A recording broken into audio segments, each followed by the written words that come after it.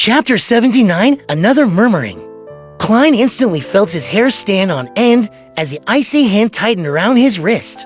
He instinctively pulled his wrist back in a desperate attempt to escape. A heavy sensation bore down on him as Klein used every fiber of strength in his entire body to yank his arm back. Bam! The pale, naked corpse was yanked so forcefully to the side that it fell from the autopsy table. However, the white, ice-cold finger's grip remained firmly latched onto Klein's wrist. Klein momentarily lost the ability to think. The only thought that went through his mind was to draw his revolver and riddle the corpse in holes. However, as he could not retract his dominant hand, he threw his black cane and desperately tried to retrieve his revolver from his holster to no avail. At that moment, the corpse's eyes rose, revealing a pair of calm, blue eyes. His mouth moved as he muttered, "Hornices, Hornices, Hornices." After those three words were said, Klein was completely flustered. As he felt that, the fingers gripping onto his wrist began to loosen before dropping limp. The suited clown's eyes were shut once again, as though nothing had happened at all. If the pale corpse wasn't lying on the stone floor, Klein would have imagined that he had been struck by a hallucination spell. He staggered backwards a few steps and felt that most of his body was trembling as a result of the shock and fear. Phew, Klein gasped for air as he slowly regained control of his mental facilities. He looked at the corpse on the ground in alarm and fear. He drew his revolver and carefully retreated from the room, one step at a time. After confirming that the corpse was motionless, he took a glance at his wrist of the hand holding onto his revolver. There were 5 deep, red finger marks imprinted on his wrist. They silently described his encounter. Klein calmed down as vulgarities filled his mind. F** King Hell, I almost died from the shock. After panting for more than 10 seconds, he began assembling items in his mind to quickly compose himself. He carefully recalled everything that he encountered and pieced them together. Although he did not understand the reason for the suited clown's resurrection, he acutely noticed an important point. The corpse had repeated the words Hornices. It's Hornices again, Klein whereupon his brows. The Antigonus family's notebook has records of a nation of the Evernight in the Hornices mountain range. While in cogitation or spirit vision, I would hear sounds that I shouldn't be able to hear. And among those sounds is the word Hornices is the answer to all these questions on the Hornices mountain range. There might be massive danger lurking there. For example, an evil god might be sealed within and was using various forms of attraction to achieve freedom. While considering this, Klein carefully entered the room and touched the corpse a few times to verify that it was completely dead. He didn't want corpse collector Fry to see him mess up the place, so he mustered his courage to move the corpse back onto the autopsy table. Klein couldn't help but feel as though his heart was in his mouth throughout the process. The slightest movement could snap his tense nerves. Furthermore, the ice-cold feeling given out by the corpse felt particularly disgusting. After finishing the mission with great difficulty, he recalled the reason he approached the corpse. Therefore, he focused on the suited clown's wrist and looked at the strange brand.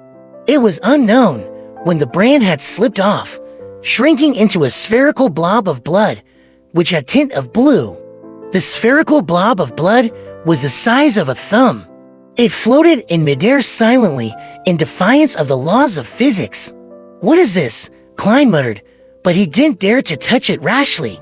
He had no intention of hiding the strange blood sphere. Firstly, he didn't know if it was a good or bad thing. Secondly, he was certain that Fry, who had examined the corpse, would have long discovered the brand on the wrist. It was even likely that he knew what the strange blood sphere was. And even if Fry doesn't know, reporting it to Captain and letting the Nighthawks research it is definitely better than me making random attempts. That was Klein's train of thought. Being in an organization meant he had to know how to make use of the organization's powers to its fullest. Klein waited nervously for a few minutes before he saw the black-haired, blue-eyed, and thin-lipped Fry return. He instantly noticed the strange blood sphere and asked Klein a question he had previously asked himself. "What is this? No idea." Klein shook his head honestly. He recounted what had happened without hiding anything. The brand slipped off into a blood sphere. Fry nodded, seemingly deep in thought. The corpse of a Beyonder always tends to have some strange transformations. He looked up and said to Klein, "Bring the captain here. Inform him about the contents that the corpse murmured as well." "All right." Klein was already itching to leave. "You don't have to return with the captain," Fry added. "I believe you won't like to see what happens next." As he spoke, he picked up a silver surgical knife beside him. Klein nodded with some lingering fear. "I was hoping you'd say that." He picked up his cane, wore his hat, and hobbled over to the Chanis gate. At the keeper's room, he saw the no longer frail Captain Dunn. After Dunn heard his recollection of what happened, he nodded indiscernibly. "They'll report the matter to the higher-ups and let the Holy Cathedral deal with it. Maybe they'll send people to the main peak of the Hornisus mountain range to take a look." Klein answered briefly in confirmation. Seeing that only Sleepless Kenley and the captain were in the keeper's room, he casually asked, "Are Mr. Eyre and the others resting?" Dunn nodded and said, "Eyre and Borgia are at St. Selena Cathedral. Lorota is probably looking for a coffee shop." "Coffee shop?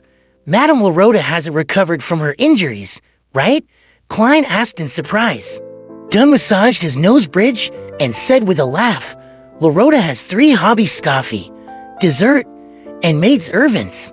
She says she needs these 3 things to speed up her recovery." "Maid's servants?" Klein asked, perplexed. "Does Madame Lorota have a particular fetish?" Dunn shook his head helplessly and said, "She likes maid's servants. Yeah, that's right. Furthermore, she likes ones with big breasts." "She sure is weird." Klein had no idea what kind of expression he should show in response. Dunn didn't delay any further as he headed out the keeper's room. As Klein watched his back, he silently waited for him to turn. Meanwhile, he noticed at the corner of his eye that Sleepless Kenley had fished out his pocket watch and opened it. 3, 2, 1. The moment Klein finished counting down silently, Dunn stopped and turned around. "Another thing I forgot. Klein, you went through a lot today. Once you relax, you'll feel exhausted. There's no need for you to be here in the afternoon.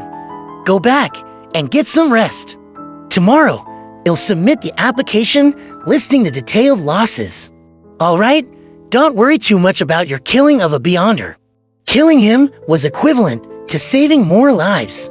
As a matter of fact, I'm actually feeling much better." Klein silently exhaled. Dunn nodded slightly, and just as he turned around, he smacked himself in the forehead. "I've also handed the Beyonder sketch to Leonard. He and the police department are in charge of the follow-up investigations. I believe that the Beyonder must have rode on carriages, eaten food, and had somewhere to stay. Wherever he goes, whatever he touches, whatever he leaves behind, even unconsciously, will serve as a silent witness against him." Ember Roselle's words are truly sensible. "Yes," Klein answered, stupefied. After the captain walked far away, he left the keeper's room and slowly walked to the 2nd floor. Along the way, he suddenly recalled something as he experienced an additional bout of fear. That suited clown claimed that the secret order controlled the corresponding sequence pathway of seers, even if he was exaggerating. And they didn't have the higher sequence potion formulas. They definitely have the lower sequence ones. It also means that they have a number of seers. Then, wouldn't they divine that I killed the suited clown and secretly exact revenge against me? If they can't deal with the Nighthawks, can't they deal with me, a seer without any direct measures against enemies? Klein stopped in the stairwell and began thinking about the problem seriously. Soon, he discovered that he was worrying over nothing. Firstly, the secret order doesn't know who are members of the Nighthawks. Secondly, Even if they know one or two, they definitely wouldn't include a civilian staff member like me. Thirdly, under the present circumstances, unless they have a prophet, there's no way they can divine who the murderer is. He heaved a sigh of relief and left the Blackthorn Security Company. He took a public carriage back to Daffodil Street. Even though he hadn't eaten lunch yet, he still lacked the appetite. After entering his bedroom, Klein removed his damaged suit first. Then, he took off his half-top hat, got into bed, and tried to go to sleep. His mind remained active, as though his entire existence couldn't relax. His mind wasn't repeating the scene of him shooting the suited clown to death, but of the scene of him moving the corpse, and that hair-raising experience. He no longer felt uncomfortable about killing for the first time, but more of a disgust when he thought about it. This was probably Fry's goal. He hoped that I would approach the corpse and face it directly to overcome my trauma, but even though the trauma from before is gone, I've been traumatized by something new. Klein gave a self-deprecating laugh as he gradually felt his nerves calm down. He had no idea when he dozed off, but when he woke up, his stomach was groaning in protest. "I feel like I can eat an entire horse," Klein muttered as he looked at the sun setting in the west as though the sky was allet.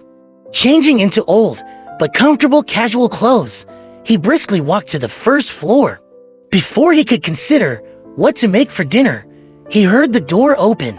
Read latest chapters at wuxiaworld.site only. Melissa, the corners of his mouth curled up at the thought. Ever since she began taking the public carriage, his sister no longer returned home late. The key twisted as the door opened. Melissa walked in with her bag that contained her books and stationery. She looked at the kitchen and said, "Klein, there's a letter for you. It's from your mentor."